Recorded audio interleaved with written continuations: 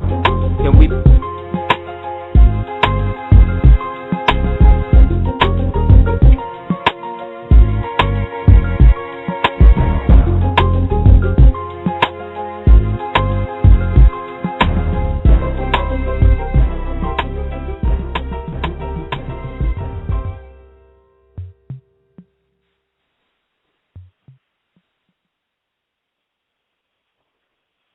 Peace, family. How y'all doing?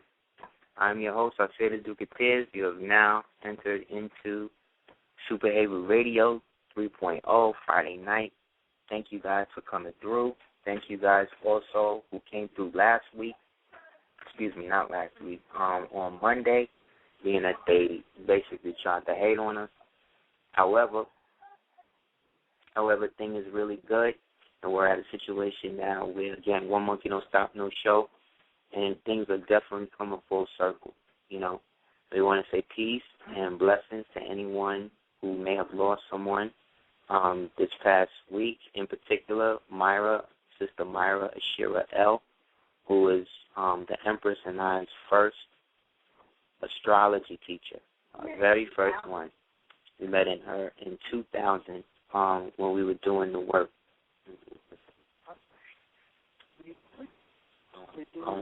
Yeah.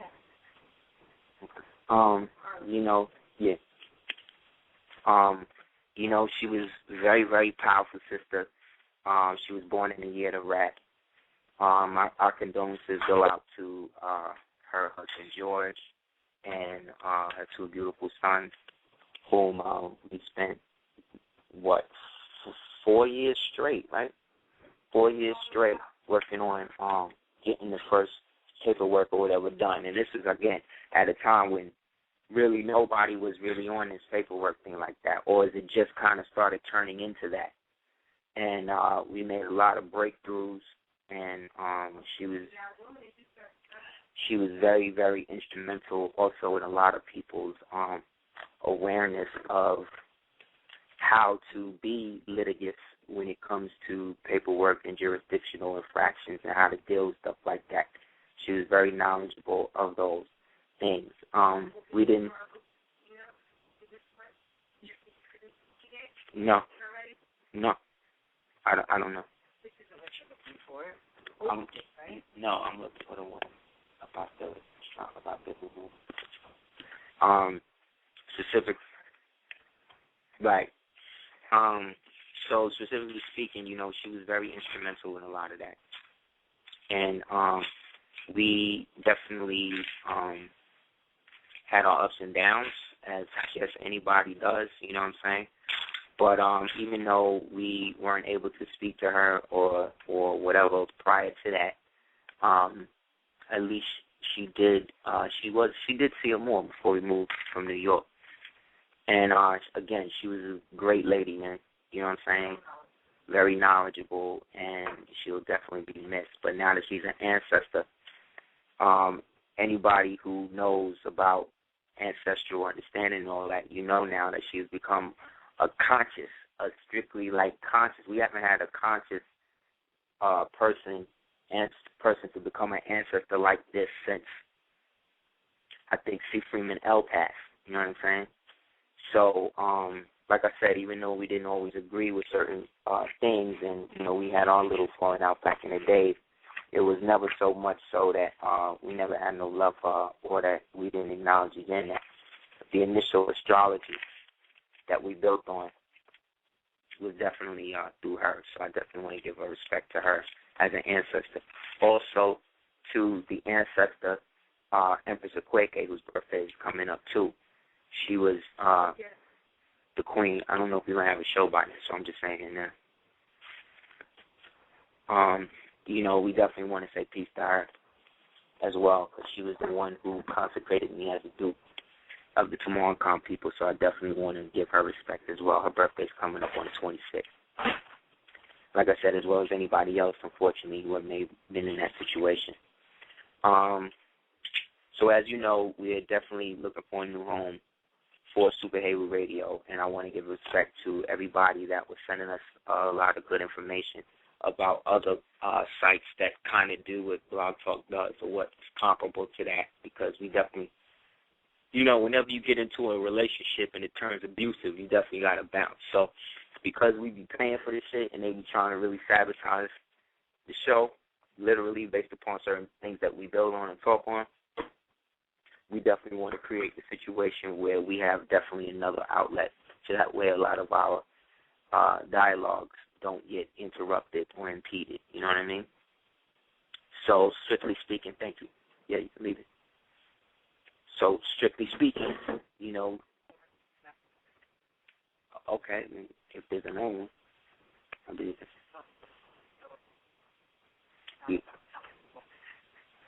Right. So, we got that going on. So in news right now, we had another major celestial event. We had another major celestial event the other day in the passing of something that they referred to or that popped up way back in the days. For those people who don't know,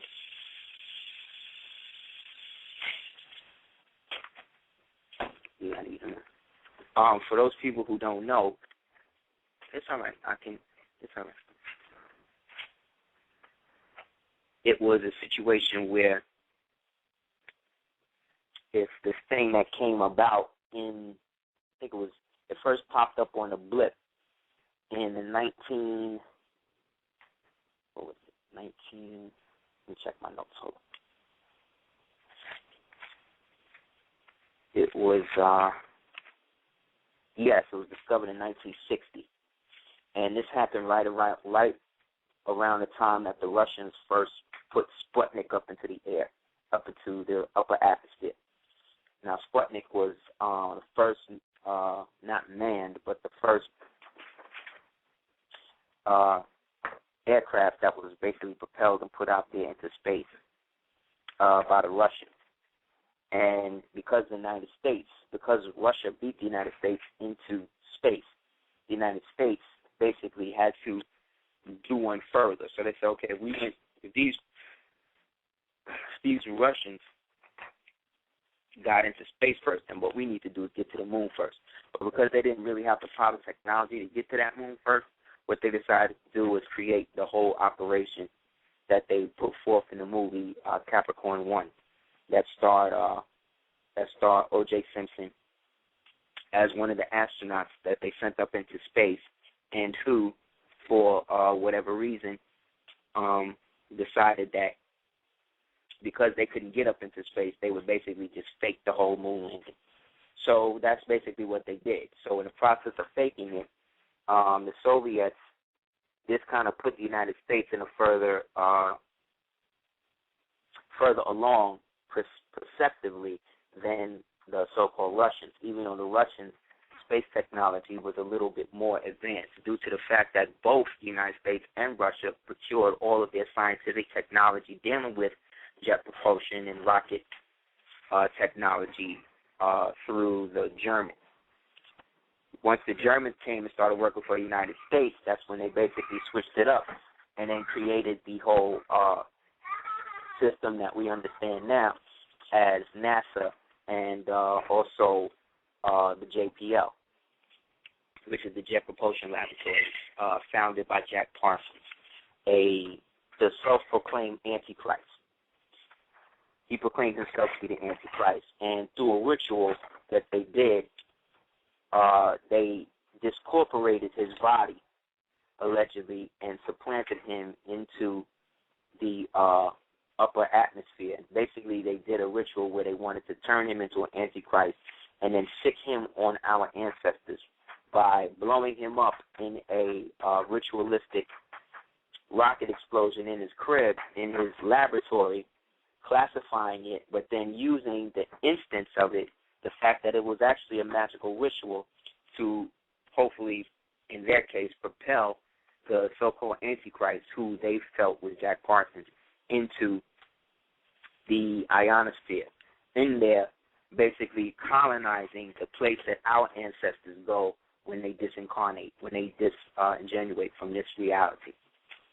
So the idea was Parsons would be the first one that they inject into the ionosphere, which is where our ancestors live.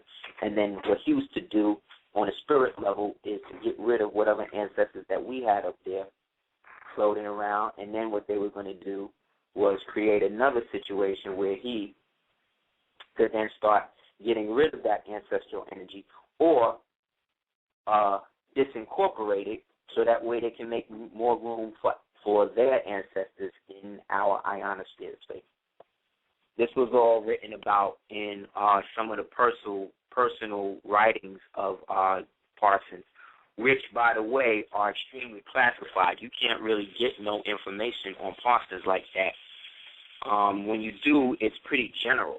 So what you got to sometimes do is go to foreign websites, historical websites, and then see what data they have on him or whatever subject you're doing the knowledge to, and then do comparative research based upon your findings in that space.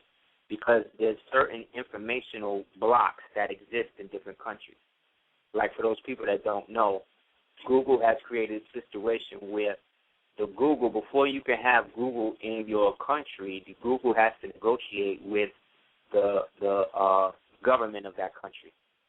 This is how you know that Google itself, even though it's a multinational corporation, it still has some sort of federal funding. That federal funding comes in due to the fact that Google itself is just another front company. See, I wonder if it was ever really a public company like that.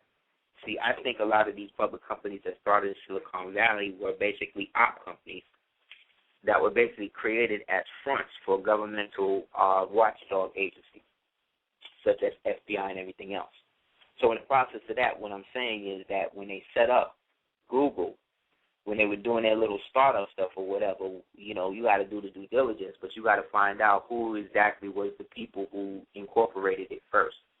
Because then when you read that incorporation paper, when you get into the investors, based upon who the investor is, you can tell who specifically is down with it. So if you see people like George Soros as a shareholder or investor in it in the beginning, you know that it's definitely some government shit. Because that's just how they work, because everybody pays for the same thing. Like the whole European crisis that's going on right now with money in Europe, that whole situation started, according to Wall Street Journal, started on Madison Avenue in Park Avenue, in a very luxurious brownstone where a couple of bankers got together and decided that they needed to do something to impede the ultimate demise of the dollar. So they needed to slow that up. So how they decided to slow that up was to create a situation of default credit swaps that would affect Greece specifically, because out of all the European so-called nations in the EU, Greece was the last one reluctantly to get in. Also, it was the one with the least dough. They figured they would attack Greece economically first. The president of Greece said that we are under international monetary attack. He said there's an open session in the EU. He said the implementers of the attack are coming across the water from Wall Street. Right? So basically what's going down was the fact that in America right now, they're going through the implementation of the North American Union. Whether we realize it or not, whether people want to accept it or not, this whole North American Union thing is a done deal. They already started things to put that in motion. The main thing that they're trying to do now is set up the superhighway. Superhighway that's supposed to go from the tip of Mexico, right, into Mexico, all through the Midwest, and then through the Midwest up into Canada, with potential outpost sites all the way as far as Alaska.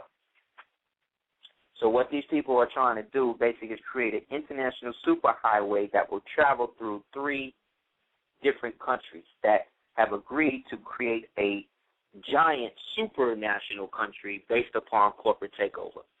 So the part of the United States that is annexing its part to Canada and Mexico are really the federal government specifically. It's not the actual Republican form of government that we were the initial founders of. So the part that's being annexed into this 3-pronged super state, which represent the three spikes at the head of the trident, right? They want to perpetuate this thing as a viable means of absorbing the country. So to do this, they want to get rid of a lot of the people in the Midwest. So to do that, you need a bunch of natural disasters, forest fires, earthquakes, floods, mudslides, school shootings. You need a bunch of different shit, whole blocks exploding, all of which has happened, if you haven't noticed, since the beginning of this whole thing. You know what I mean? So it's a situation where people are now almost at a specific detriment because what Caucasian people are not doing acknowledge to is that their own federal government is trying to kill them just as much as it's trying to kill us. Only difference is, it's different when it comes to us. Like, for instance, the Sandusky thing. Let's get real. This is one of the things we're going to talk about on Monday, was the fact that this man started molesting these little boys in the mid-'70s. You understand? So think about what I'm saying to you. He was caught in 2011. You understand? So that means from the 70s, so that means from the late 70s, the entire decade of the 80s, the entire decade of the 90s, and 10 years into 2000, this man has been molesting little black boys. Okay? Little black boys. And nobody is making the correlation. None of these Caucasian people is making a correlation, or black people for that matter, is making a correlation of the fact that it's strictly black-based that this nigga was doing it to. Why? Because when you retard a child's natural development based upon trauma and ritualistic programming, what you do is retard the programming of not only that child but the future matrix that child was supposed to implement based upon its incarnation in this reality. So basically, when you molest these little boys and then you put your foul semen through sodomy or whatever else in them, especially as a Caucasoid, this shows me that it was a definite agenda. It was a ritual. And Joe Paterno, don't let any of these crackers, when I say crackers, I mean these black people and these white people that's going to stand up and defend this piece of shit, don't let any of them stand up to you and tell you, oh, he didn't know. This nigga knew. They all knew, and they didn't care. Those people who made the first, there was one white man who said when he seen it, that's the one. There was one white man that said when he came in the bathroom and saw this man violently raping this little black boy. Violently. So as he was doing this to this man, he created a situation where when the man seen him, the man didn't stop him. He didn't run up in the shower and smack this white man in the head and say, hey, leave that boy alone. He didn't go, and when he didn't even leave the stall and ran and got a security guard. What this nigga did was went home, slept on it. The next day went and told Joe Paterno, hey, I think I saw this guy violently raping this little black boy. And Joe Paterno said, yeah, that's probably his thing, but, he be getting a championship, so we got to hold it down. And don't let any of these crackers tell you that when they burned down, when the Penn State kids was burning down the school and all of that it was done because they was outraged what happened to them little black boys. Don't believe that shit, man. Don't let them feed you that. Because if they really cared, they'd have done something. They'd have ran to that nigga Joe Sandusky's house and did something to him. If it was one of their kids. But then one of the crackers was on the TV and said, hey, he can molest my son too, so long as he bring us another championship. And the thing about this nigga was Sandusky, he had already been retired. They had already got rid of him because they already knew that this was part of his thing, that this was his spiel. So he wasn't even working. He wasn't even employed by the school at the time. He just had the ability as the alumni and the head coach that everybody loved to just go up in there and do what he wants. This nigga created a foundation.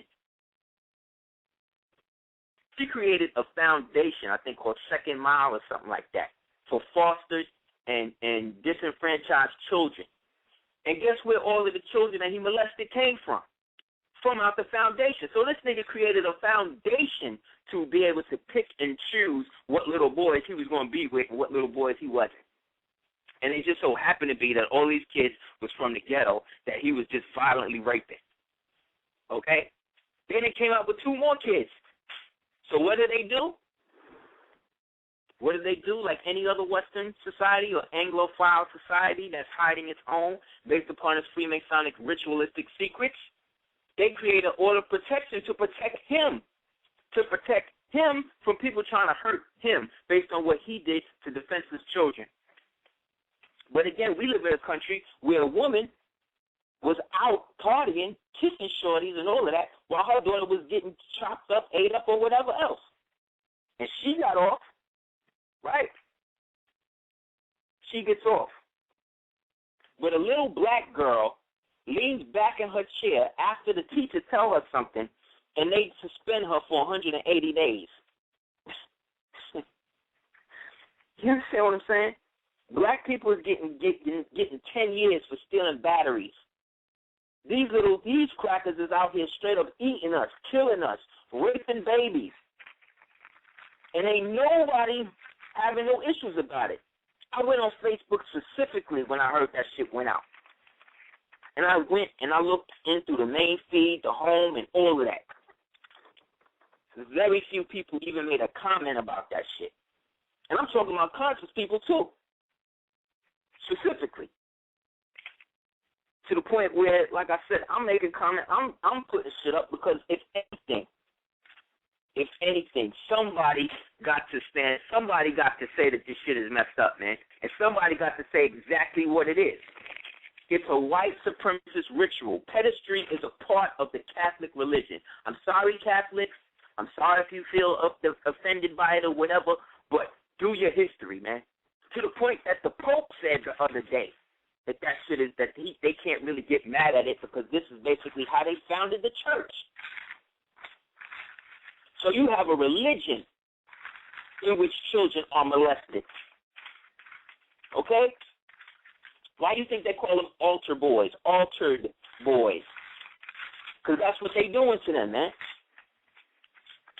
They're altering the future of our children by injecting fictitious, traumatic histories into their anuses based upon the ritual of the Tunnel of Typhon, which is a Freemasonic Scottish Rite ritual in which the male, Caucasian white man, basically injects an aspect of his intent through his consciousness, through the malefic intent of the demonic entity that he injects in the head of the sperm and puts it into the prostate of the little boy or the little girl.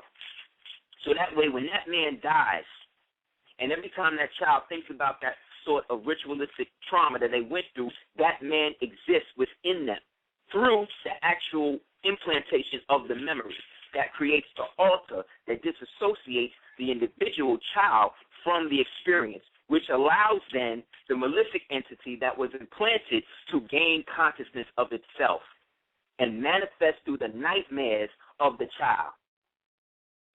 What in Black Revolution are we going to do to deal with that? How are we going to red, black, and green that? How are we going to universal flag that?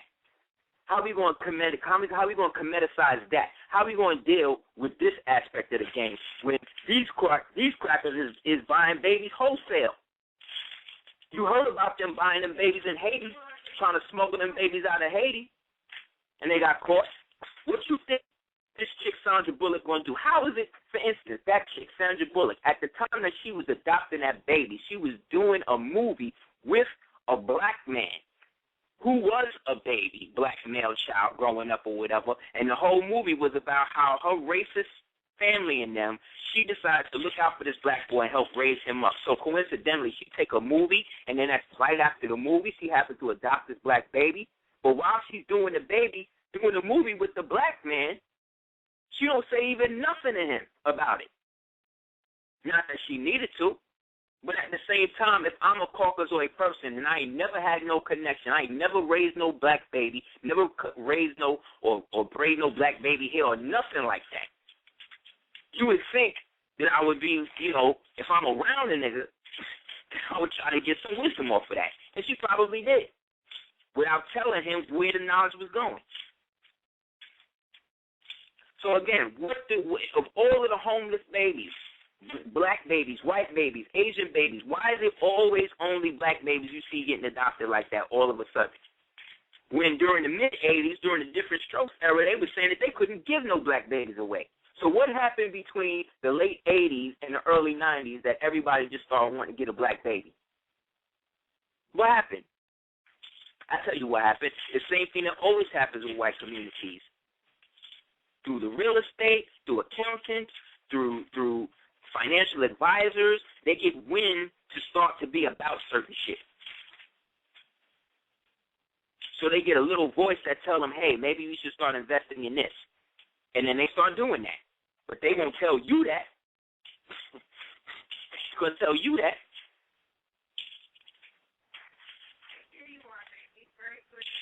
So specifically speaking, like I said, we're at this prestigious time in our history when our people are blatantly being eaten, preyed upon with a child, with it's like I'm amazed that people are still sending their children to school. Do you understand this?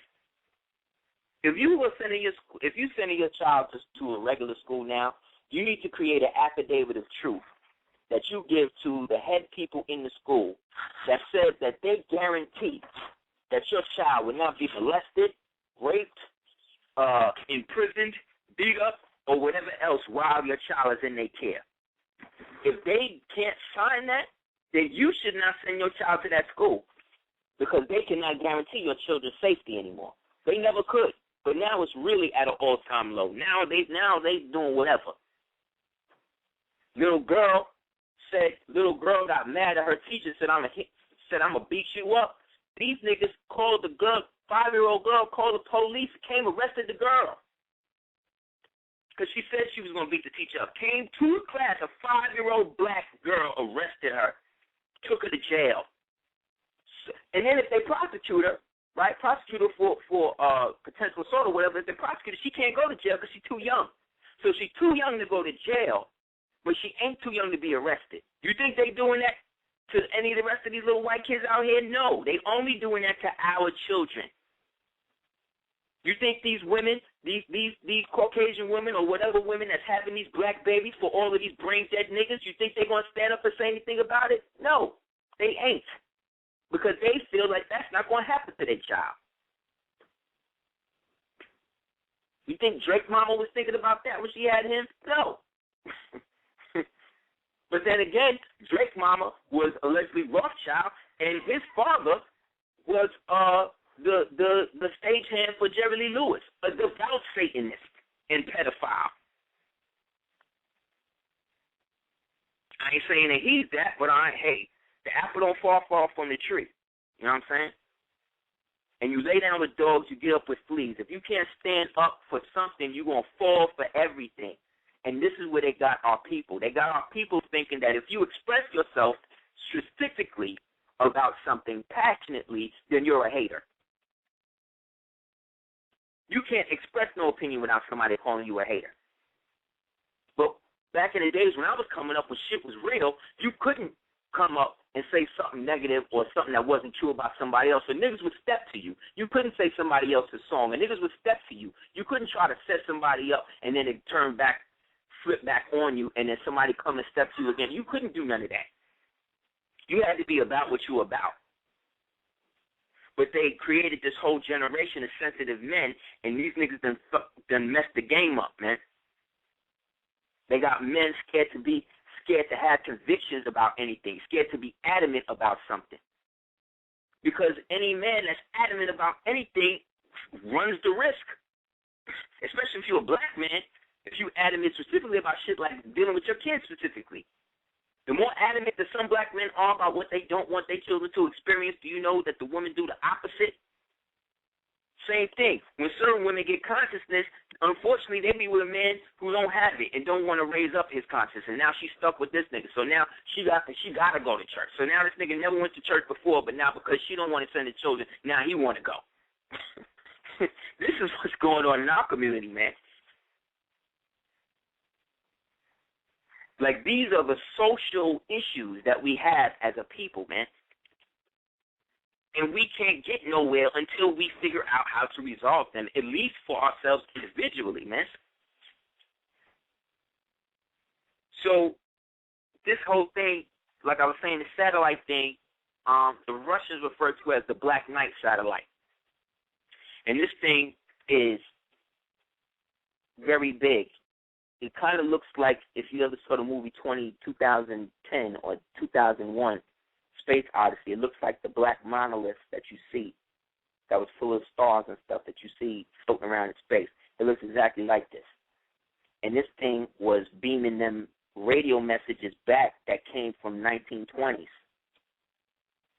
So first came around in the 60s, so they just saw the thing the other day, which coincidentally appeared in the sky right when Scorpio went into Sagittarius direct. New moon in Sag. So, again, this is the time now to focus on that which you want. Focus that arrow on that and work to balance your higher and lower nature to create a steady sinew in the bow so that when you focus and let the arrow loose to what you want, it goes directly to that. Sagittarius' worst enemy is their own insecurity. You got to really, really watch that. The insecurity thing can be very crippling. You know what I'm saying? Bless you. In situations where you feel that you can't express yourself based upon you being in your head too much, because that's what sometimes Sagittarius will do. They'll just stay in their head with it so much that they just don't let it out. And then once you let it out, sometimes you do it, but you'll do it sometimes at the wrong time. You know, so the truth that you're giving is there, and it needs to be heard, but the people are not in the right space to hear it and adequately survey what it is you're saying. So a lot of times your message will get lost in translation. So now is the time to be more direct in your communication and adamant about what it is you want or want to experience, especially with this new moon. So yeah, it's interesting that the Black Knight satellite appeared again right before Black Friday.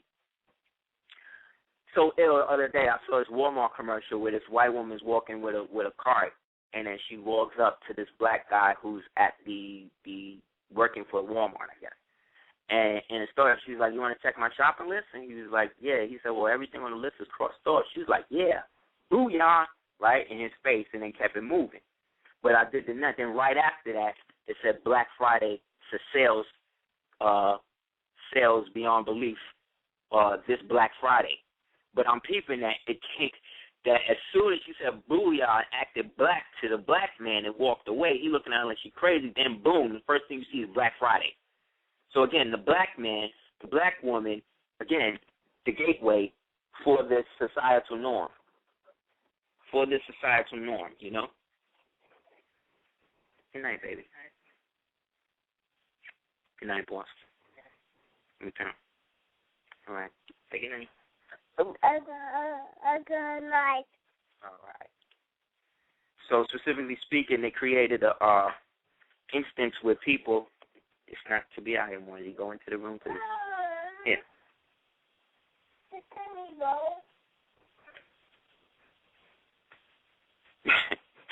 Funny.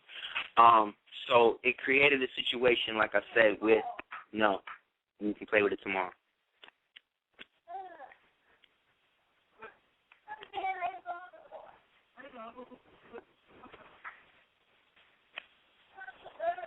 Okay. Also, I'm also doing a knowledge to the fact that as this thing passed over is when the Queen made her transition. You know what I'm saying? And it was actually, I think, 6 to 7 days after the funeral of Heavy D and all that. You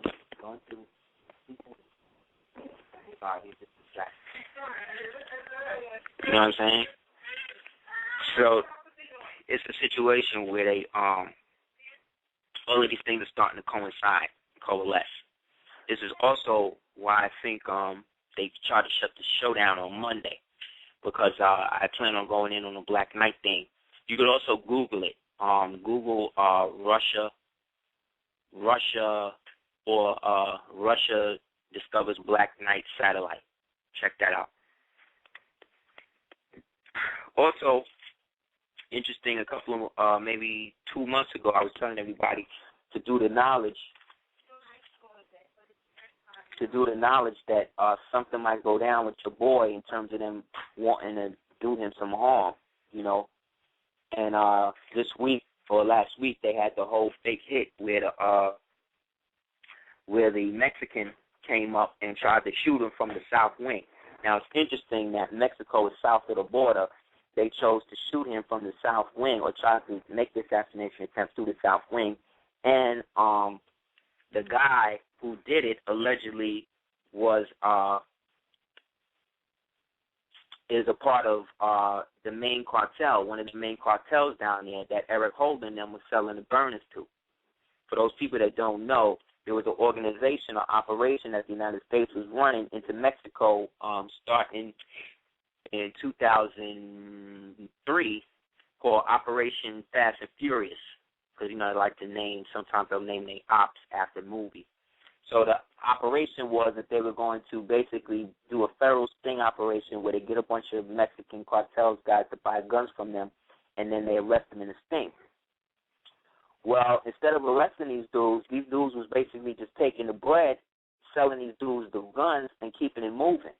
And these guns was turning up in East L.A. as well as in other areas in the Southwest, in which a lot of Americans as well as Mexican people was getting killed. So when they traced these serial numbers and shit back to where these guns is coming from, they're coming straight from federally confiscated guns. So remember all of those guns for tots and toys for tots programs where they was just confiscating guns and all that? A lot of them guns that they was using in evidence and all of that, they putting them guns right back into circulation and then selling them to the Mexicans so the Mexicans could shoot each other and kill each other up with them. And then when they get found, it was, you know, they said, well, what happened? You were supposed to be putting these people in the sting. So, yeah, well, the sting was taking longer than it needed to be, and there were a couple of rogue individuals, wink, wink. No, they were just flipping their money off of the guns and turning that guns into profit and then using that profit to run more drugs or whatever. Because remember, all of the Mexican cartels and all of that was set up during the 80s with the Iran-Contra scandal. For those people that don't remember that, the Contras were Mexican rebels or South American rebels, and they had kidnapped some American military. So what they decided to do is they wanted money. The Sandinistas, that's what they were called. And as the Sandinistas wanted the money for the ransom for the Americans that they took, what the United States and Reagan and them did was they already implemented Reaganomics, so they couldn't come out and give these dudes bread because they had already been washing the money based upon them trying to invade Iran. So what they did was came up with crack based upon, you know, the whole shit that they learned about it through the Vietnam era or whatever, created the crack situation, and then used that crack money to buy guns to then give the guns to the Sandinistas.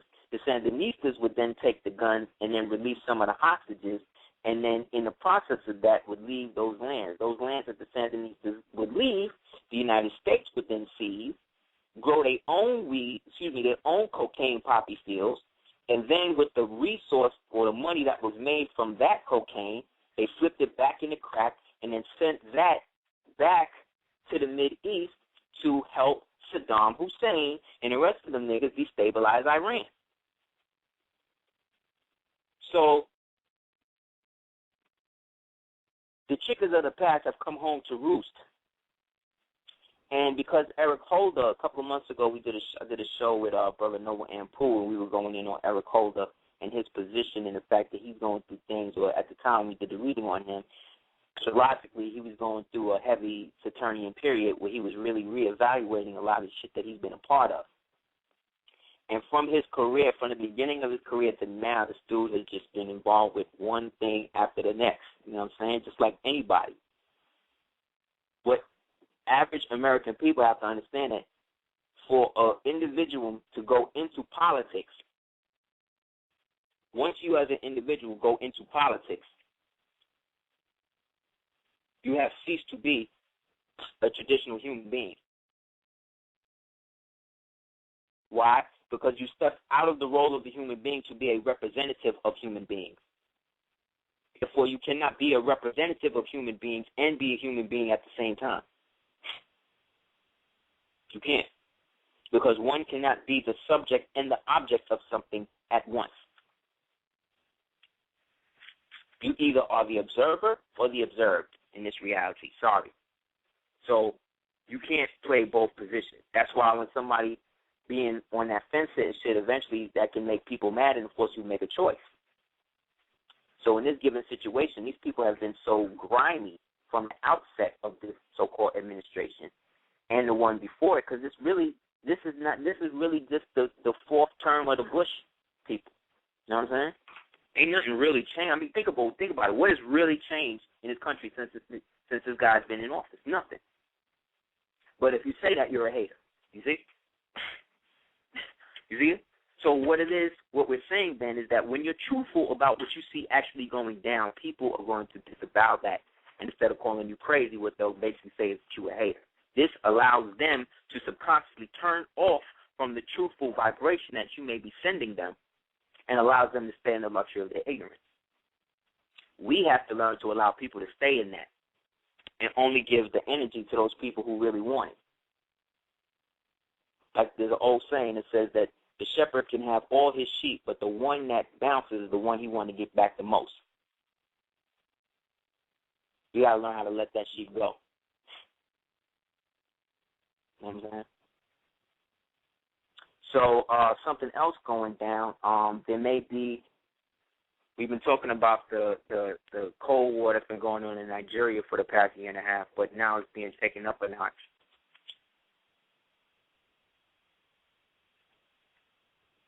And is about to be tied into this whole invasion of the African interior that they want to do, that AFRICOM is trying to do.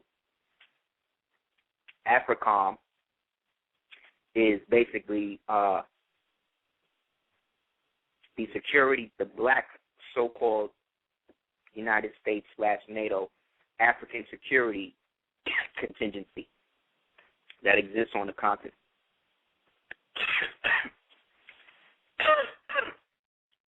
What they want to do is create a system where the African continent itself is basically a new world type colony that will be repeopled by genetically altered and genetically manipulated Africans.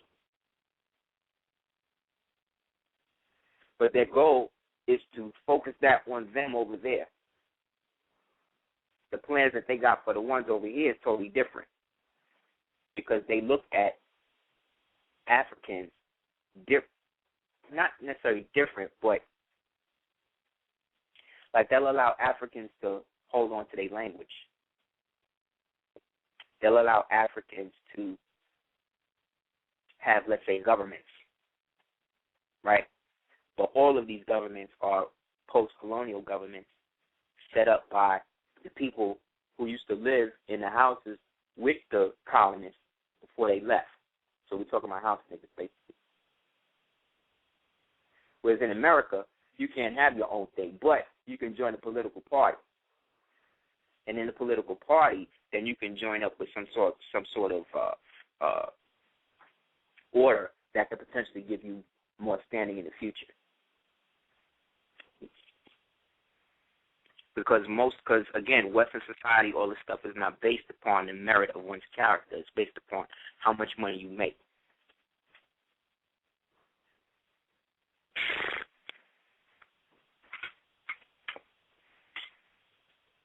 So we got to do the nods to that.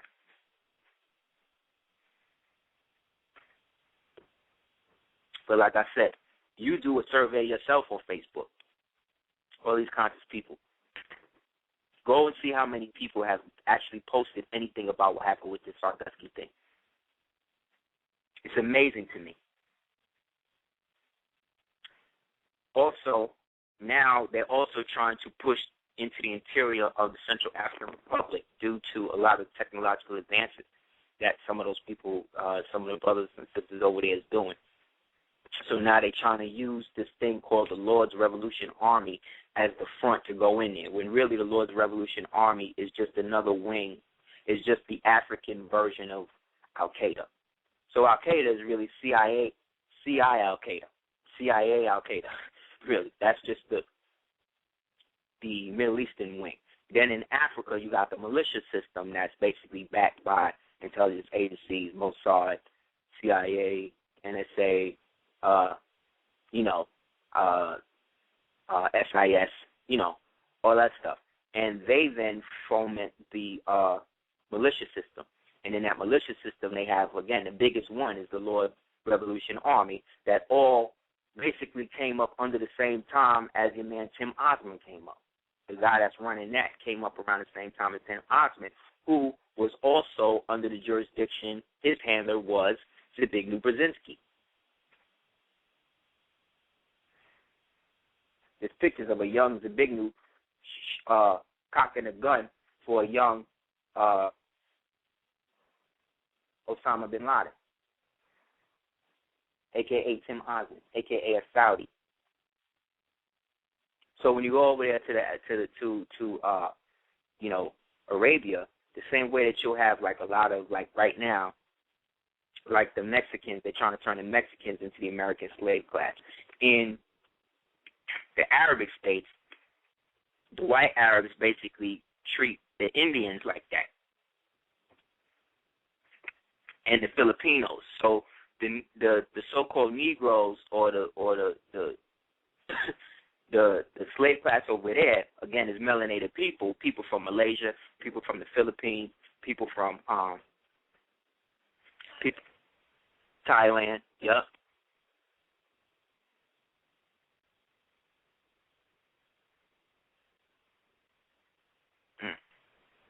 It's horrible, man. Excuse me. They are all of these melanated countries, Micronesia, in these places. They use those people over there as that. So like the Indians in that part of the world is treated like us, especially in places like Saudi Arabia, where these Arabs got the out of control money. Like white people got money, but these Arabs, But because the Saudi royal family is really Hebrew, Jewish, really, who started as Hebrews, who descended out of the House of Saud, which goes all the way back to the Almoravid dynasty in places like Grenada, Morocco. They've created, again, this system where they basically treat them like us over there. So when we go over there, it be like that too. Peace. And when we was building on that, I peeped how they have a race of Indians that you ain't never seen before. They no bigger than Selena. And all of them giant buildings that you see being built over there, they all being built by these little Indian Twa type Dravidian people that's almost like blue-black. And they don't even give them people, they make them people choose between hard hats and boots.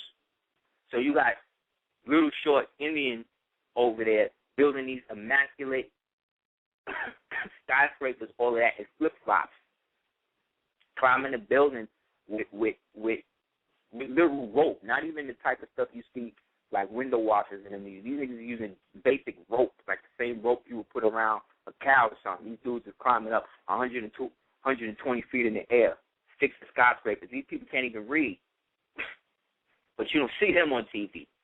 Those are the ones that's building up Dubai and all that. Dubai is basically like a more expensive America, you know what I mean?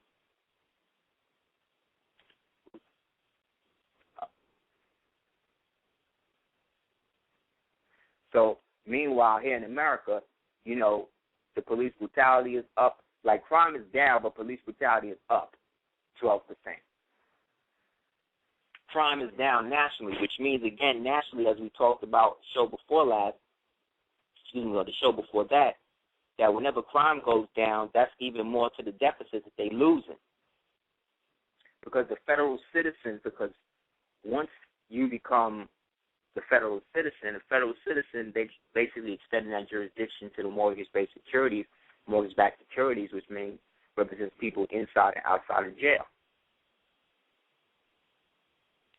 That's why they can never put back this $1.2 trillion that they've been trying to rehash, because that $1.2 trillion initially was siphoned out of the fund during the Reagan era. Go back and do the knowledge. Around the time that he created the so-called trickle-down theory, they were dealing with the absence of $1.2 trillion back then,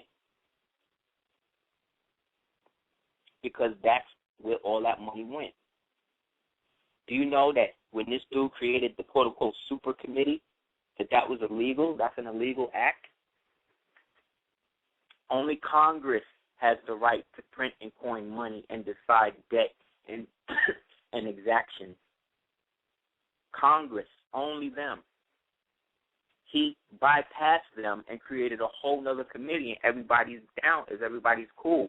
All these Occupy Wall Street people that's occupying, you got to do the knowledge, man. You're being duped, because 80%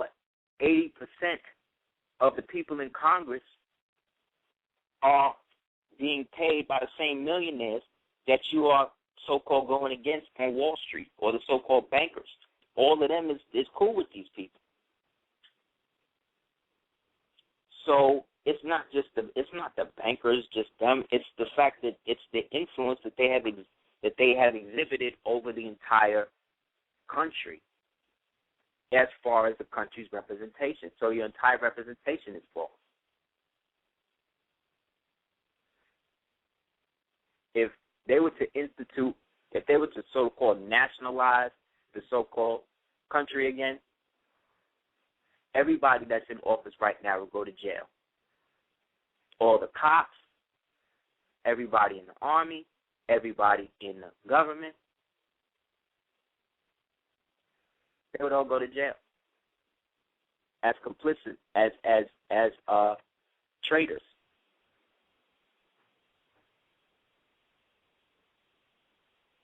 %, of the people in government right now hold foreign titles of nobility, whether they're esquires or whether they actually been knighted by the Queen. This dude, Colin Powell, was knighted by the Queen because he was a British subject first. He was born in Jamaica or Trinidad or something. And they came over here, got naturalized, and he went all the way. He went Korea.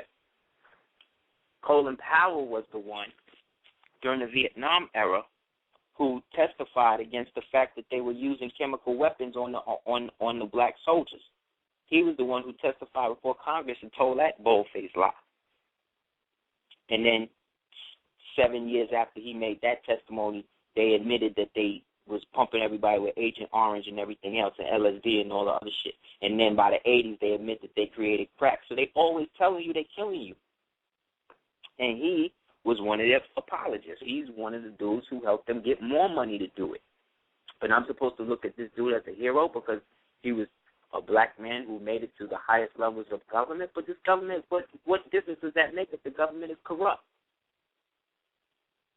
I should just be happy that it's just a black man, period, regardless of whether or not he's co-signing genocide of black people globally or not.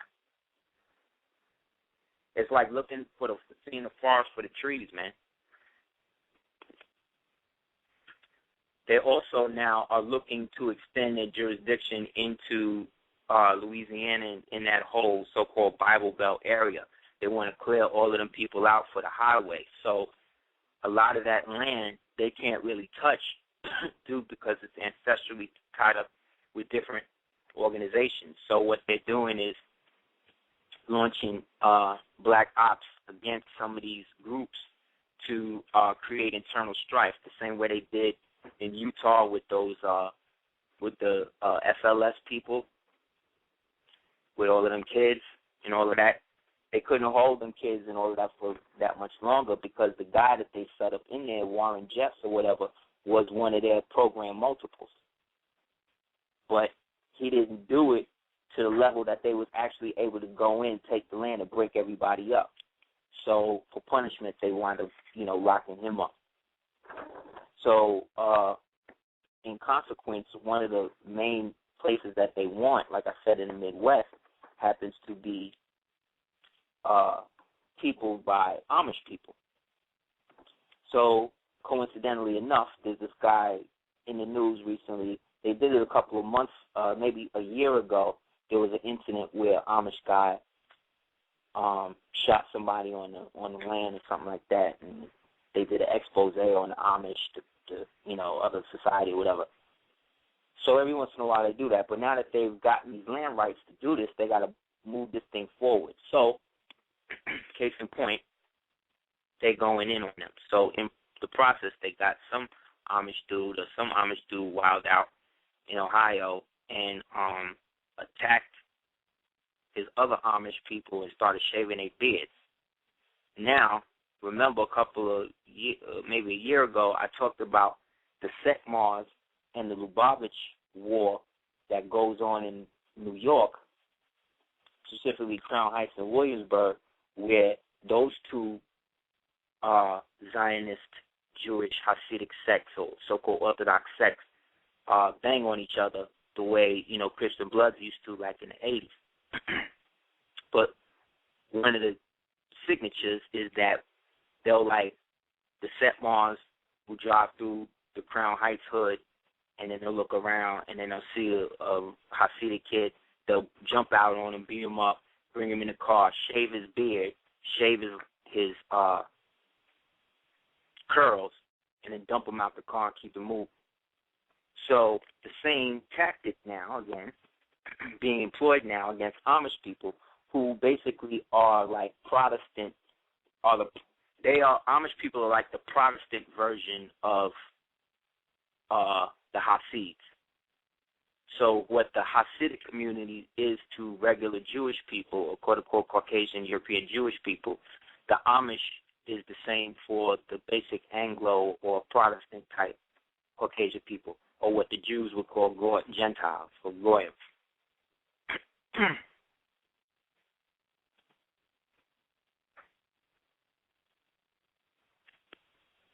So, this is just first in many incidences.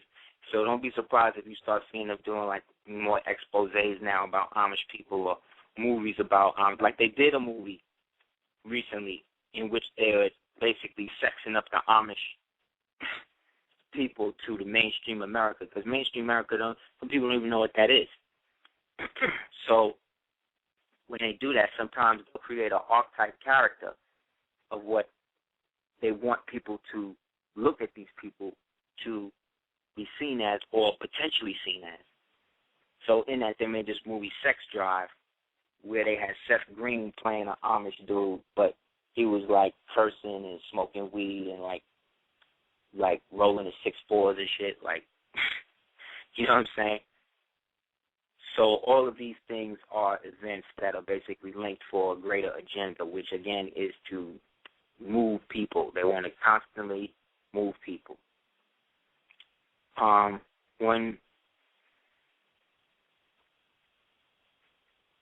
So at the same time, the country's in this double-dip recession, though, the cost of living, they're trying to push it up. When they say that they're going to raise taxes, what they're also saying is that they're going to raise the cost of living. So what this means is that they want to create a society in which people are going to cannibalize themselves. Because in a society where people have no money, but you keep raising the price, you see what I'm saying? You're creating a system in which people are going to start to openly revolt. But first, they're going to do it against themselves, and that's when they want to strike. So usually what happens in the revolution situations is that people start wilding, and then the cops come in, and then they do the rock thing back and forth for a couple of years, and then eventually it turns into the people becoming more organized. So they usually want to shut the whole revolution down, or have their people in the revolution while it's going down. So that way they can participate in the so-called rebellion at the same time as trying to stop it. It's always about intelligence. It's always about intelligence. It's always about what these people want to know. That's why living in this surveillance age, we have to couple our understanding based upon what we understand private to be, because the powers that be construe privacy as if you're doing nothing wrong, then it shouldn't matter whether or not we watch you or not. That, again, you could read the book 1984 with Orwell, and he was telling you that that was BS. Yet still, this is still a system in which people think, you still have people who think that the government didn't have nothing to do with what happened. You still have people who think that this whole thing is not really based on some sort of a cult situation. Yet still, every TV show, History Channel, all of this, these people is watching tapes and all of that, and then trying to make their version of it to steer their people to what they think it is. So that way, when we come with the real, it's like we got to revalidate some shit that they already said. And see, we have the upper hand in the fact that we are on the side of truth. Yet, truth is the basis of all things, yet if it's not acknowledged in the reality, then that means it's still something that has to, in a sense, fight its way through the soil to bloom. So that's kind of where we all are now. We're like that rose in the concrete that's, yeah, we can get into a call. 908, you want Super Heru Radio? Peace, brother. How are you? Peace, brother. How you doing, man? I'm good. Just wanted to say thank you to you and your family for, putting this show together, always supporting the community and doing all the good and positive things you've been doing. Thank you, Sam. And, really don't have a question, or I don't really want to top the line, anything like that. I just want to add on, one thing, what you've been saying. A lot of people that are, let's say, not conscious and don't see the situation, let's say, as a whole, even the thing with the boy and his situation of him being raped and all the, black children have been being raped, people are so unconscious that it never connects to them personally to even think, that could be their kid, that could be their cousin. So that's why you don't say stuff about it, period. Exactly. You're right, Doc. You're absolutely right, man. But that's the thing. That right there it's called apathy. Mm-hmm. Apathy is deadly because it. Can I get the? I remember. Hold on. Apathy is the thing that. Yeah, apathy is the thing that allows people to distance themselves from reality, and from the emotional responsibility that goes along with taking a stand for something, And it's like the only thing our people seem to stand for is dope. Exactly. You know what I mean? The green dollars, nothing else. Everything is about money, and that's cool for those people who like that. However, I'm not saying that I don't like money. I'm just saying that I don't like it enough to stab you in the back to get it. Yeah. But that's me. I may think stabbing somebody in the back may be different than what they think it is, based upon their justification to be grimy to get what they want, I definitely hear you. I feel the same, feelings you feel. And I feel like, I have a young son. I know you have a child too. So, it's almost, I'm past the point of worrying about just myself. You see what I'm saying? Like, this continues. It's going to be so dangerous for our children that, the people that are doing things now, they don't see it like that, Just how hard it is for you to do what you do and for me to do what I'm doing. You got to look at, the aspects of the future. Like, okay, is it this hard now? It's going to be 50 times harder when my son's my age, So exactly. I just, it's a big disconnect. You did the, the family thing. Everybody's eating their turkey and stuff like that. And, to be around, your family, the people you love, and people to be so disconnected to reality, it's sad, it hurts, but it just makes me want to work harder at what I do. And, that's why I wanted to pick you up first to say, thank you for doing what you're doing, because that's important as a kid. Well, thank you for doing what you're doing, brother, because you're doing the real work is the work when you do it every day. Like, some people putting this shit on like a costume, man. And the real shit is the fact that this shit is, if you wasn't on this by 2000, you know what I'm saying? Yeah. Like, really? If you wasn't starting to wake up or see that something was wrong by 2000, after Y2K came and went and nothing was even said about the shit, that should have been a wake-up or trigger for people automatically.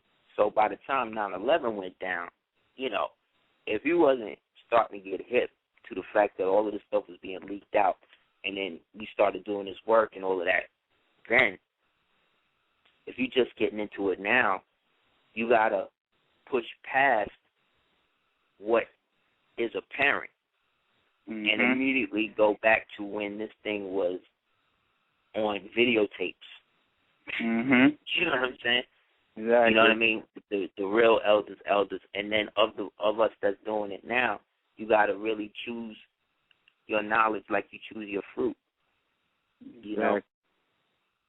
Exactly. And not feel like, and not look at everybody as doing the same thing, even though we're all talking about black culture. Not all of us are talking about it with the same theme. You know what I'm saying? And that's the disjointedness that we all feel.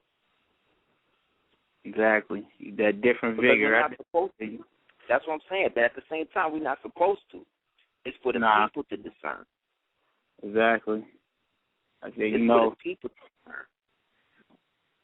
I definitely hear you. You know, I just see it like in the reality of what's going on. You know, right now I want to be as most impactful to my son more than anything else because, you know, you got to accept what's going on out here and you got to move around that. So I start with my family first, you know, and I'm thankful that, you know, you're doing what you're doing because you are in the family no matter what. So it's perfect. It's definitely perfect. You know how they be trying to sabotage your show and stuff like that. Don't matter because you're still going to build. Other than that, I don't want to tie you up no more, brother. I want you to be able to get to another call. Peace. Thank you. To your fans. Enjoy the rest of your night. You as well, fam. Be safe and peace to your little king, man. Got it. Peace. Peace.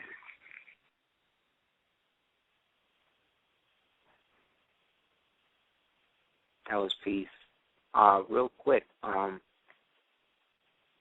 being that today is quote-unquote Black Friday, you get into a little history of that and why it became Black Friday.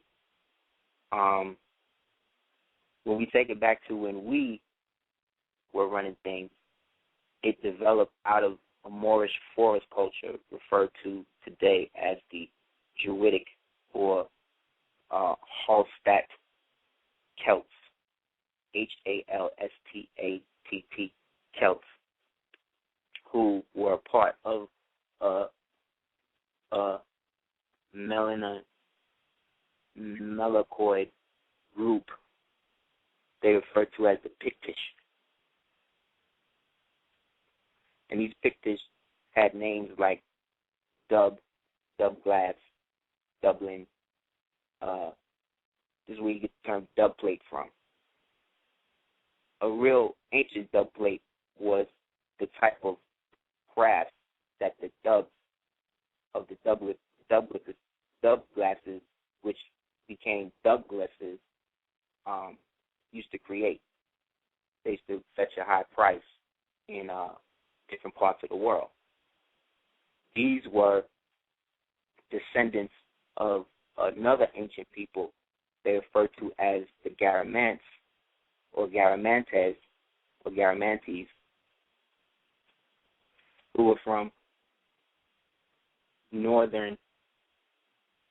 what was then northern Africa, who migrated up because they were mercenaries, and they sold their services to the culture, Egyptian satellite culture called the Colchian or Colchia, Colchia, a Colchian culture that existed in what is now Scotland, which at the time was Scotia, or the land of the Scots. So, with the amalgamation of these mid-sub-Saharan African and these so-called colonizer Comesians mixed in with the indigenous Pictish population, then mixed together and then created what eventually was, or interbred with what eventually was the Pictish. And then out of the Pictish came the Iberians, and then the Hyberians, and from the Hyberians you get the Hallstatt Celts and the Jews and everybody else. So this type of Moorish forest culture was reminiscent of traditional cultures of ours, where we dealt with the gods and the goddesses and the alchemy and all of that. But instead of building temples, we built the temples out of rocks and earthen mounds and stuff like that. So they were also in that way connected to the Wasut or the Washapti, which is also the Washo, which is also the Washita, based on the whole mound thing, Stonehenge and all of that. So these guys had a day specifically in which the black god, Amun, who to them was renamed by that time Tutates, Teudates, Tutates, who was a three-pronged god, because it was Tutates, Tyrannus, and Volcanus, I think, which again are three. Anytime you have a three-trine god, you're dealing with the pineal, pituitary, and hypothalamus, which is then exhibited by the attributes of whatever that god is doing, which is then supposed to be symbolically integrated by the person hearing the story, which then activates whatever aspect in them that then aspires to be whatever specific part of that God they identify with, thereby turning that individual into God-like attribute, yet depending upon the consciousness, that person is only able to access an aspect of it. So this day was then used specifically as a day to, devote to those black gods. And in that, by the time that this whole stuff was being because these Caucasian people didn't get into the Jewish thing until Churchill's time. You know what I'm saying? That was just another science. See, through the Theosophic Society and the different Thule societies, this was their introduction into how to deal with different levels of moral science that they were being integrated into, as they were now the new inheritors or stewards of the whole empire. So they didn't just get the Jewish. They wasn't like Druids during the time of the Romans. Those people that was Jewish was not Caucasian. Just like the people that was Romans wasn't Caucasian. But that's what they're going to sell us now. You see what I'm saying? So, in essence, when they created the ritual on the day, they specifically were channeling that essence. So by the time that these Caucasian people started doing this, when they realized that, they started the rituals where they would paint themselves black. This is the day that this would start for them, which is symbolically in the last month of Jason, because this is the waning part of their ritual. You know what I'm saying? So specifically speaking, from that point on, the Black Friday became the ritual day for them to mask a good intention towards the black energy without it acknowledging it, without it realizing what's going on. So this now plays out in our time now by, like me explaining the commercial where it's a Black Friday commercial and the white woman is shopping and she gives the list to the black man and acts black to the black man, and then it cuts to Black Friday. You know what I'm saying? So ritualistically, again, the black man or them showing some sort of respect, and it's like a backhanded compliment. You know, that's why when they had Black Monday, though, in 1985 with the whole stock market crash when the bankers was jumping out the windows. That was the other side of it. Because in every ritual, they occupy both sides of the ritual to ensure the ritual success. Whereas when we enter into something, we have to enter into it based upon what we choose to be a part of or what we don't. That's why the more you deliberate, or the more you don't make a choice, the more messed up things get. It's better to make the choice and move on than to stay stagnant in it or keep revisiting the choice or moving ahead and then always going back. This is why those people who, when they break up, they try to be friends with their ex, but then they wind up in a new relationship, but then as soon as they get into a new relationship, the shit pop off with the ex, and then you in some cheating shit. Like, that's how that starts, because you haven't made a choice. The man didn't make the choice to move on, meaning not to have sex with the woman or not to entertain that relationship if you say is done, and if you know you're vulnerable in that way to her. And from the woman's perspective, she can't entertain nefarious energy, knowing it's going to lead up to something just to appease your sexual value, your ego. Because sometimes Selena just said that verbatim. I just said that based on what Selena was just saying. But sometimes a girl won't necessarily want to be with you, but she won't necessarily want you to be with nobody else. You know what I'm saying? But she can't tell you that. So the way that it acts out in modern day is the whole baby mama drama thing. Sometimes it be that. Yes, sometimes it be that the man don't be there, but sometimes it be that the man wants to be there just for the child, and that's a problem for the woman because she still wants to be desired by him in some form of fashion. I'm speaking from personal experience, but also the experience of other people who have been, who I've consulted in situations like that. Because in the end, we all just want to be loved, man. We all just want to just be able to really just be ourselves with somebody. But if we can't be ourselves with ourselves, then you can't be yourself with nobody else.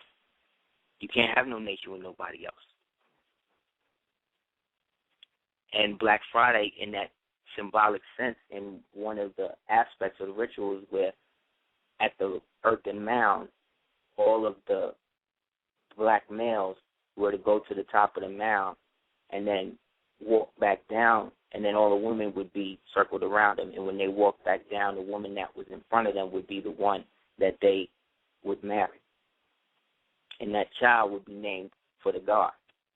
But the god was symbolic of the people and the process of realization then on a subconscious level of melanin and acquisition of physical consciousness. Yet that is lost when we get this whole Druid thing translated to people who tell us that they, like Winston Churchill was a Druid. You know what I'm saying? They don't talk about that. But he was consecrated as a Druid. He was also consecrated as a member of the Golden Dawn, unofficially. He was in rituals with Crowley. You know.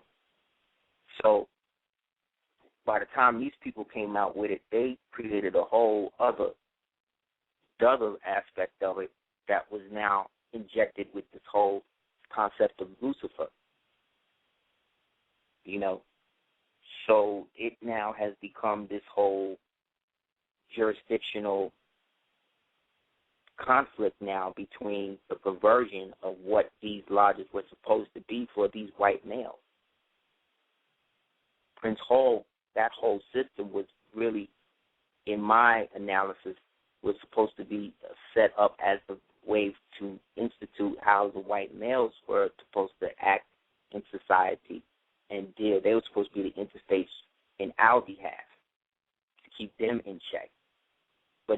reverse, because the more they, Prince Halls, started to, people like W.B. Du Bois would rebel against people like Marcus Garvey, the more Booker King and them in the roundtable groups of the Harlem Renaissance were becoming more media praised, whereas the real shit that was going down in Black Wall Street in the Midwest and all of the banks and everything else we own was being downplayed, which then made it more feasible for them to get rid of it because nobody was really talking about it at that point.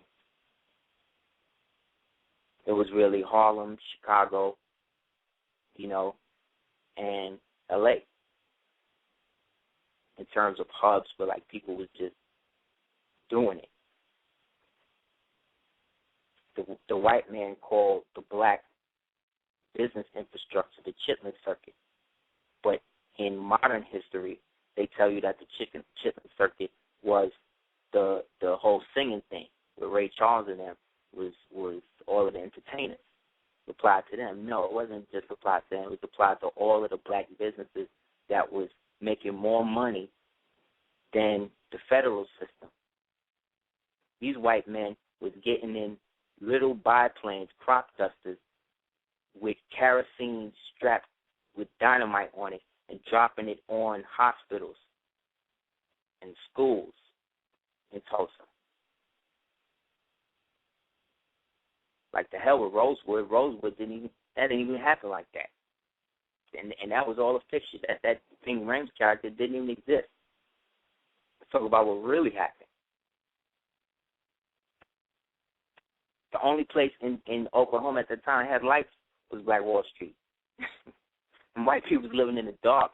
They was living in shacks like they're living right now in the Midwest due to all these floods and these earthquakes and everything else, which is why they're all moving to the city, which is bringing the cost of living up, which then means niggas got to move out. You see what I'm saying? No, I'm talking about the movement and the manipulation of people, white people, black people, Asian people. They was interning Aleutians, Japanese people, Muslims. They was interning everybody at one point in their history when they was trying to keep people like Fard and Sheikh Deuce Muhammad and them out.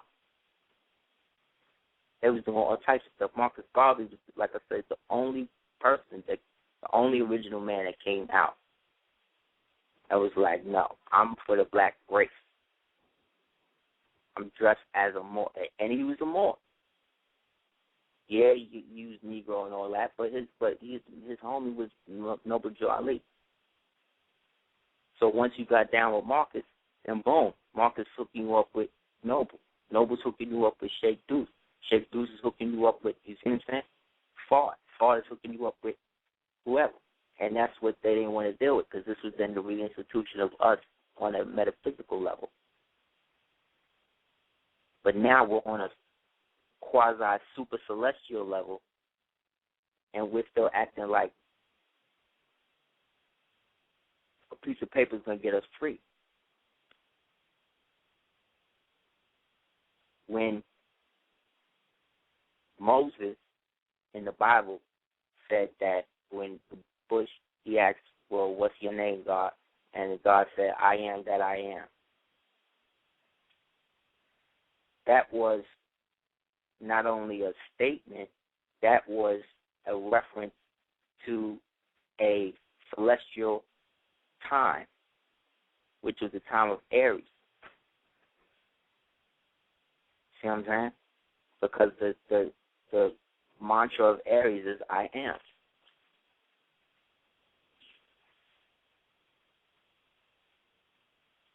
So by the time the age of Pisces was instituted, it became a time in which the belief system was structured in a capacity to accentuate the base nature of the human matrix, as opposed to glorifying the highest levels of it. It was more about the decadence than the beauty.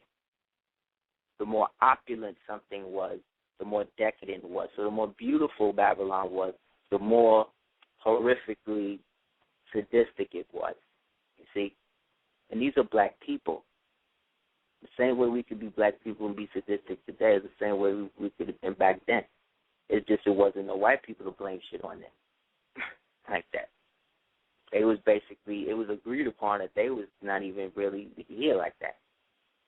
So by the time the other so-called races began to appear on the planet, it became a thing of seeing how we had become different aspects of ourselves to equate a culture that was seemingly different yet spawned from one beginning. So think about it. At the time that Tariq and them came across the Pillars of Hercules, they were jet black Africans. You know what I'm saying? The WAPs that was already up there was like Vandals, which were like wild Germanic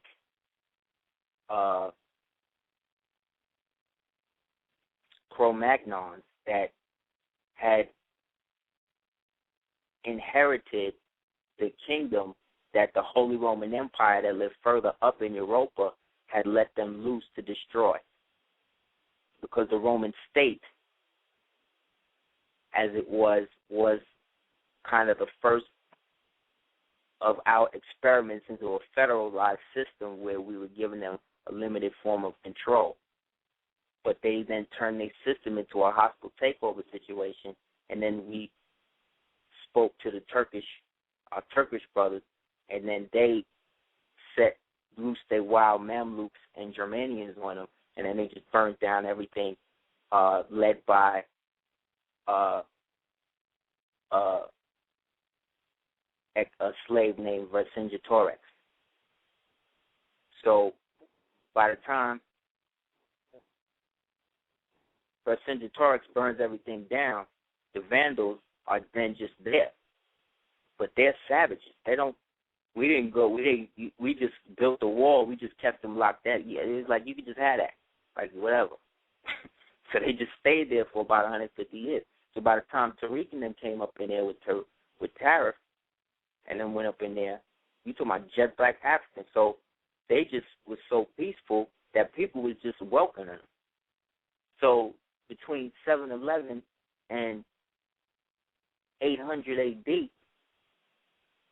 you're dealing with a whole generation of jet black Africans having sex with white women. And all of the males being sold off to slavery. You know what I'm saying? Which, again, creates in the aspect of the Caucasian an internal fear of always being shunned from society, shunned away, discarded. You understand? This feeling within them is always being permanent because it always gets to a point where it's like, shit is cool, and it'll be like, you know what? You're getting too ill. Go back to the cave. And then it's like, you're not letting me get my thing off.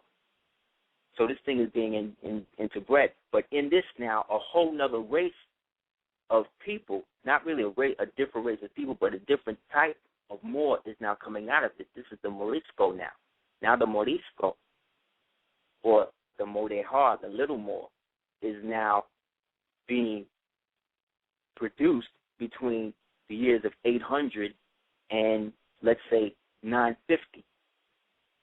So between this time, the Holy Roman Empire, which is the Coptic Franciscan Blackamoor version of the Moorish basic empire under traditional Islam, I self-Lord Master, that is the ruler over the subdivision races, the Arabs, well, the Bedouins, because the Arab word didn't exist then, who were all in their old ways, and then the Philistines, who are now being groomed to become what would one day become Arab, who have now been given an aspect of our self-Lord Master, which is now the religion of Islam, in which Allah is now turned to Allah.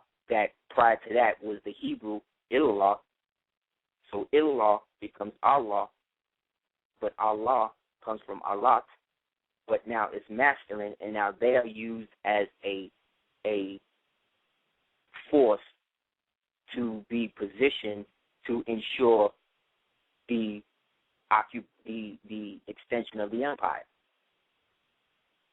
But by, let's say, 950 to about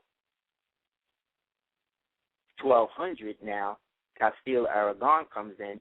These Moriscos, who are the sons and daughters of the Moors, who helped save and raise the vibration of the planet in that place, were now becoming decadent.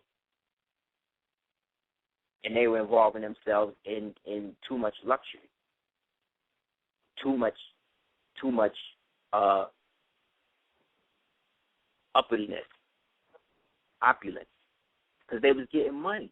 Because when Gibraltar came in, his man Tariff was there, and Tariff was like, yo, you know what? We just crossed this with no problem. Let's charge a fee and create a toll.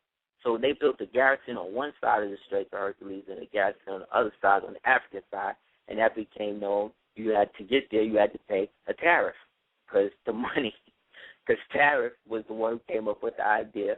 And to this day, tariff is a tax on any international good that you come through. So you tell me what empire is still in control here. It's us.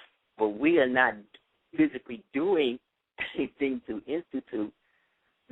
Funny, I get past it. We're not doing anything to institute it in a physical way because we haven't decided how we want it to be. So in the meantime, these people are going to run them up and run it into the ground.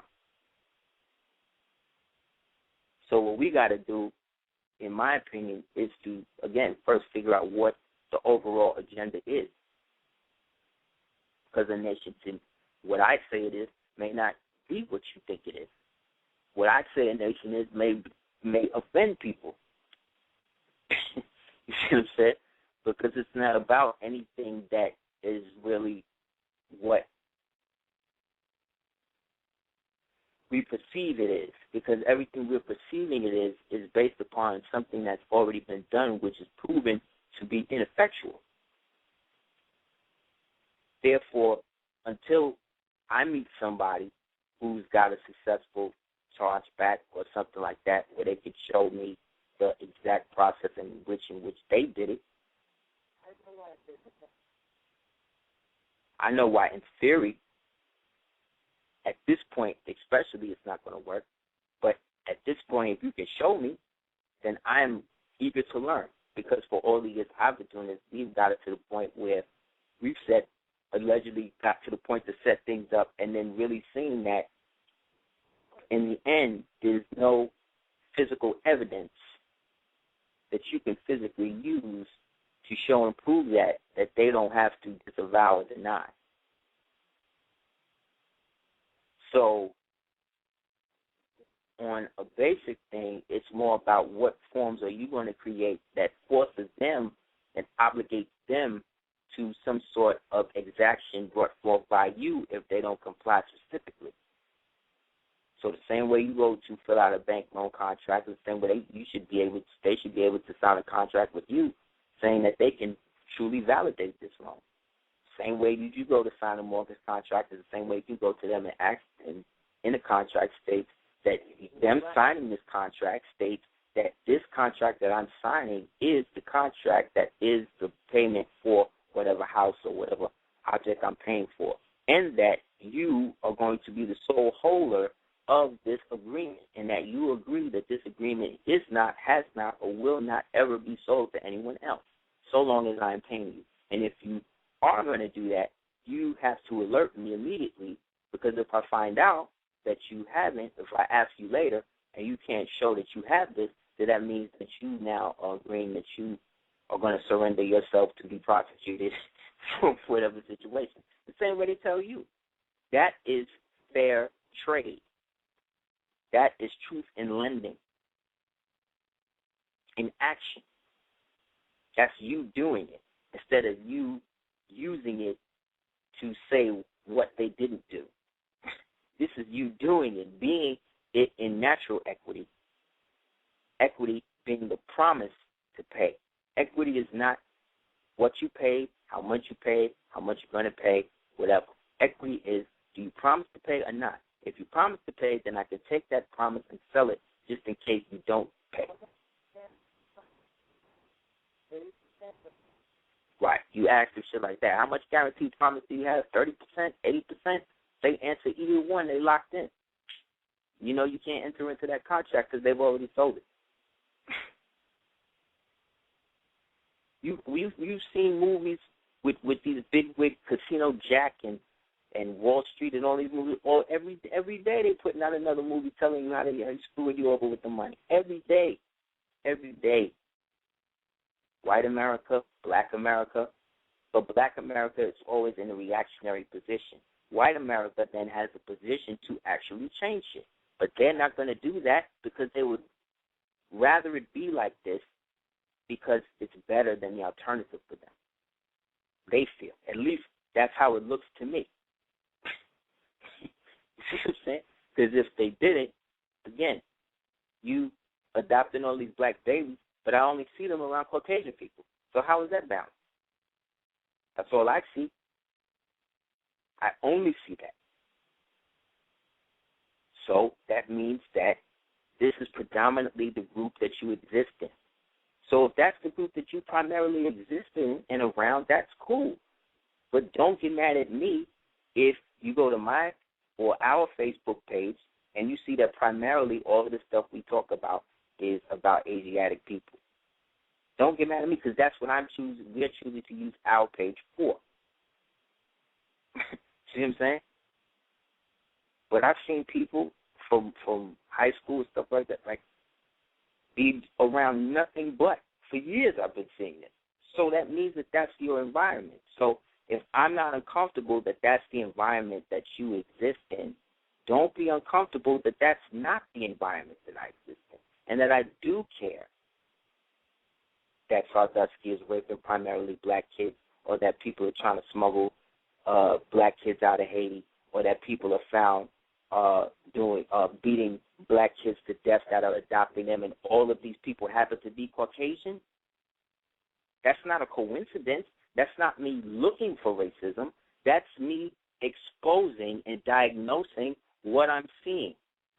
You dig what I'm saying?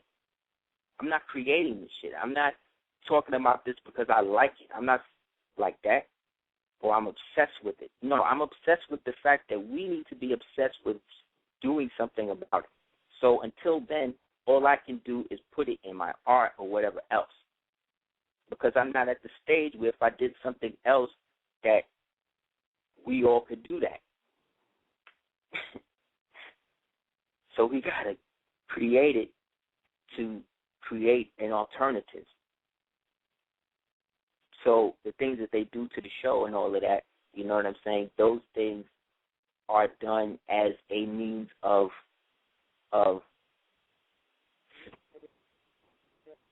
that's the result. It brings us all closer together, but it's also a means to show us that they can turn it off if they want. It's really a subconscious psychological thing. So the more people holler at us about it, you see what I'm saying? The more the energy is created, a perpetual dark matter halo that should exist around the show for a couple of months.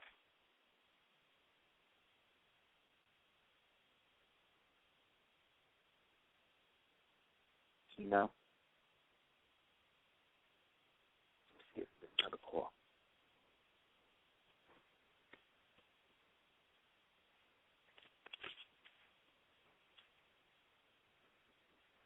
All right, then.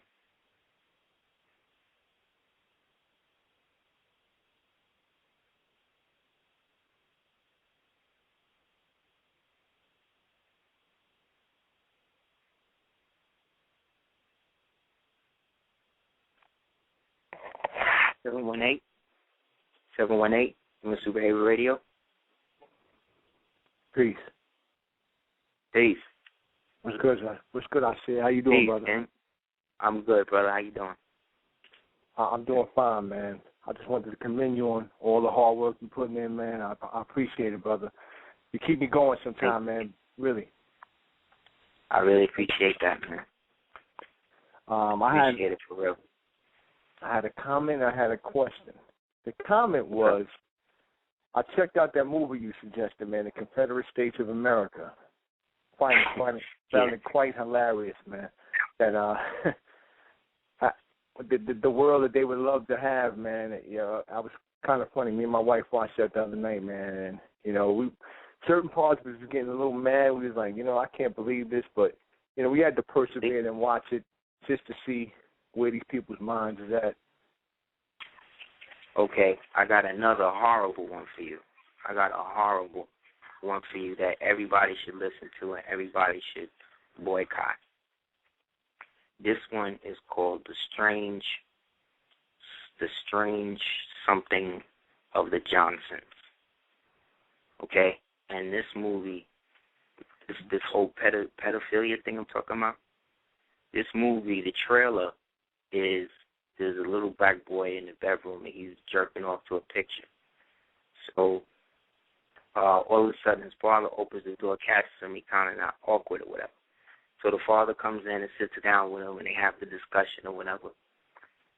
So at the end, the father gets off the bed and walks out, and the boy calls to him, he says, I love you, Dad. And the dude says, I love you too, son.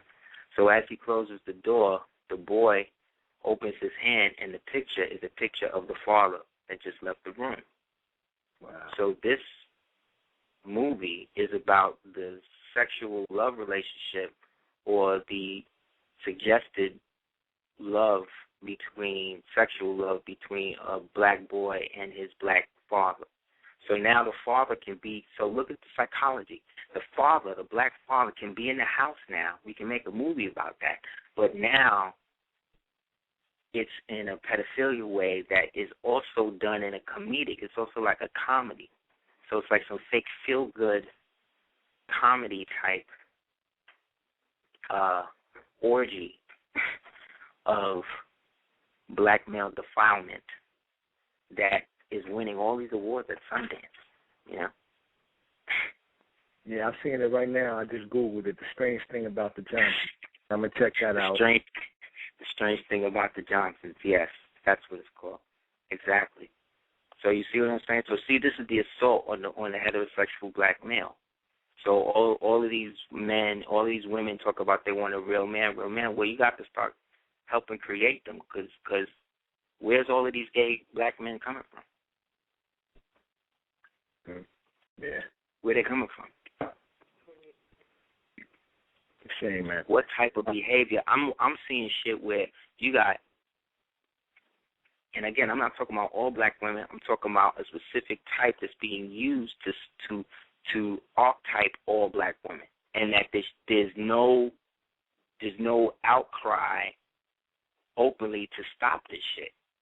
Like Nicki, look at her, Nicki Minaj as a so-called icon, right? And Gaga, both being archetypes of harlots of Babylon, right? Mm-hmm. The thing about Nicki Minaj is she is like the next prototype up from Little Kim. You know what I'm saying? Whereas Little Kim now is being demoted or put in the obsolete section, you know what I'm saying, of hip hop. So in this now you have this new co-signing now of this type of expression in which black girls are encouraged to be everything else but a black girl. But black girls who are understanding of that are being like, okay, it's just entertainment, it's just this, it's just that. Yet this woman is coming out on stage with a dildo, you know what I'm saying, jerking it off on people on stage, and she's getting NAACP Image Awards and all of that. You understand what I'm saying? Yet, am I the only one that sees the irony in this? They didn't know, like, what's the deal, man? Like, how much of it are we going to co-sign just because niggas is getting paid? Yeah, man, it's kind of crazy. You know, I work in the Jamaica Queens section, man, so, you know, sometimes I just stand in my place of work and I just watch our sisters walk by, and I just got to shake my head, man. Like, I see every hair color from in the rainbow, man, up in these sisters' heads, and, you know, every hair color, every hairstyle but they own, every hair texture, type, style, everything, but never fake locks, never, you know what I'm saying? Never a real afro, very few, and those few are so rare, you know what I'm saying?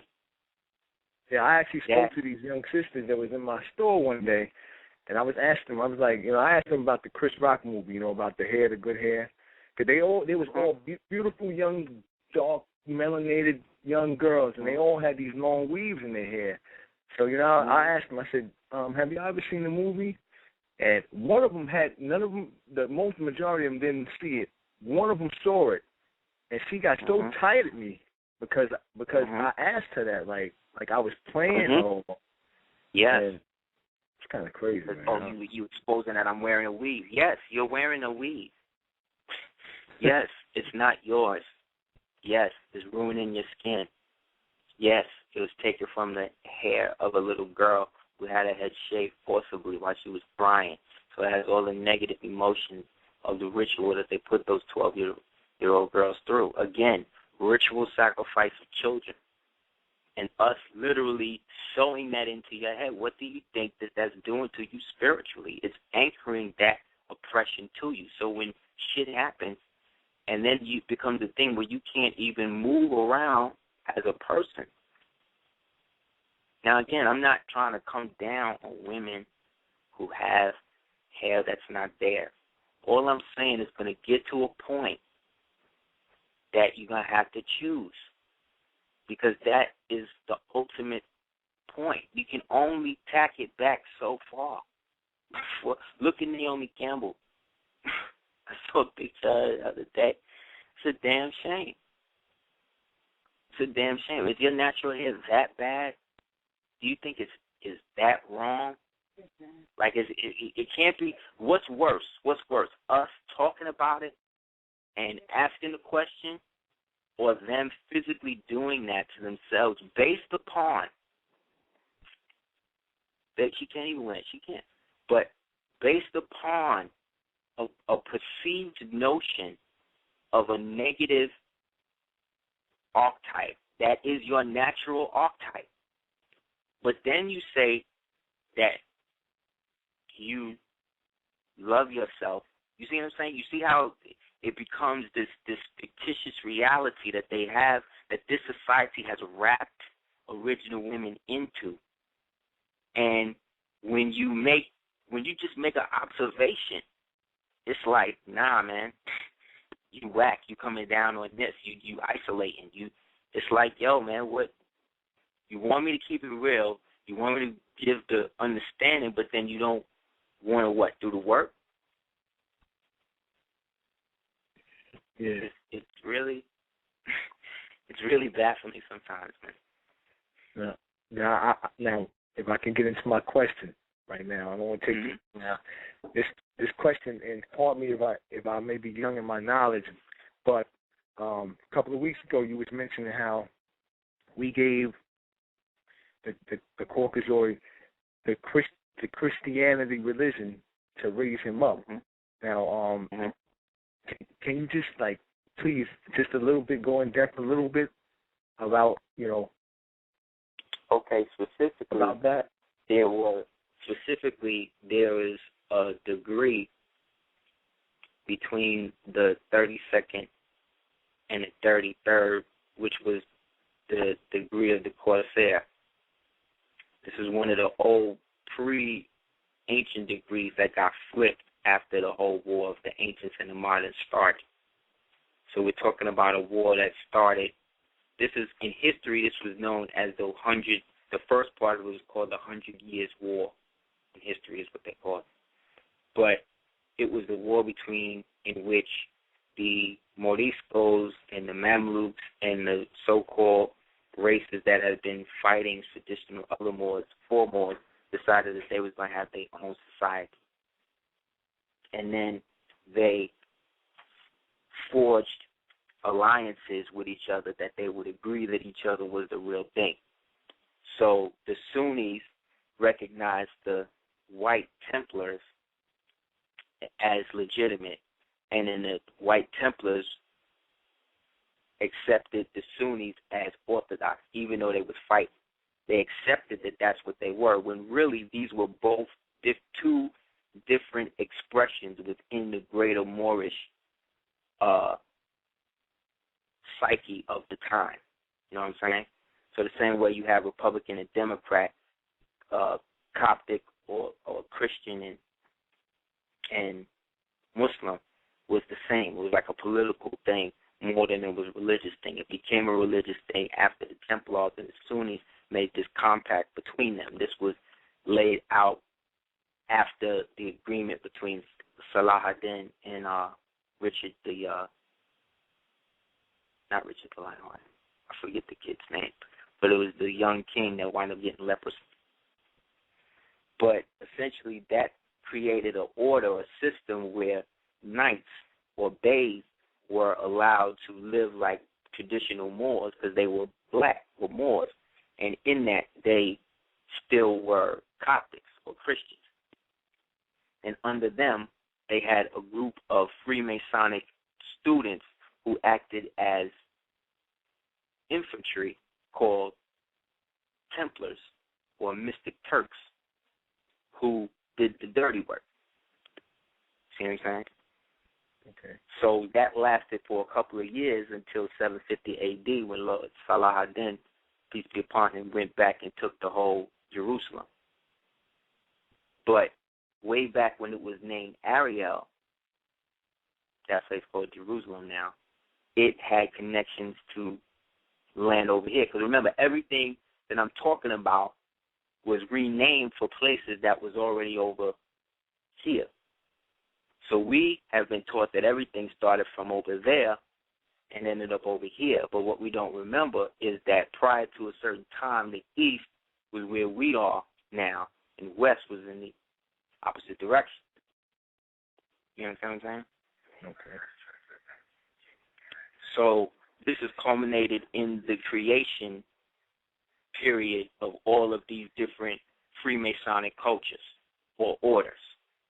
The Rosicrucians, the this, the that, of which people like Count Saint Germain, who was also Count Saint Germain, Cagliostro. They said he was also Cagliostro.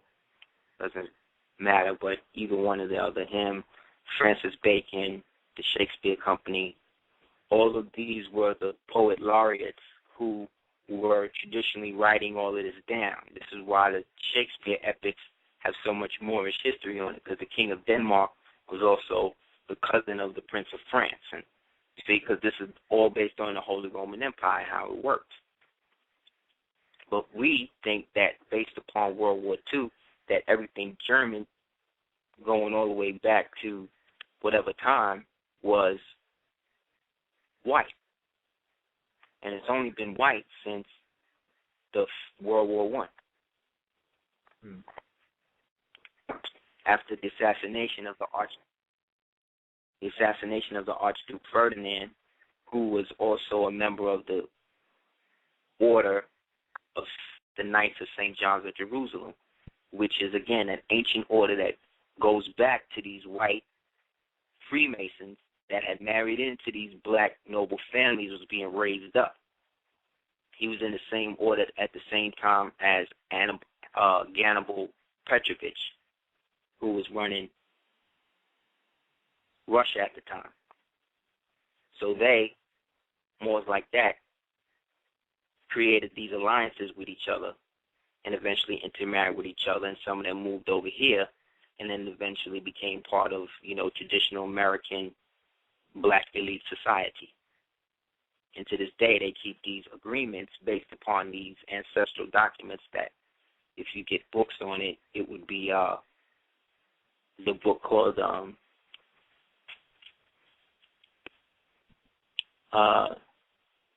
Knights Templar in the Golden Age of Spain by Atienza, Atienza,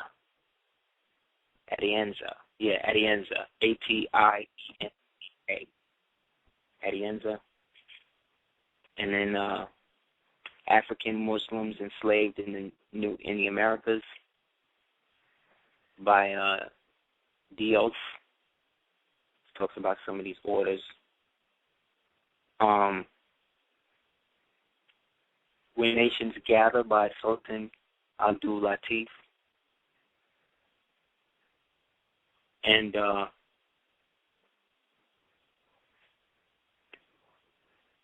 the Arab Invasion of Egypt in the last 30 years of the Roman Dominion by Butler. That's pretty good. And one called The Black Jacobins by C.L.R. James.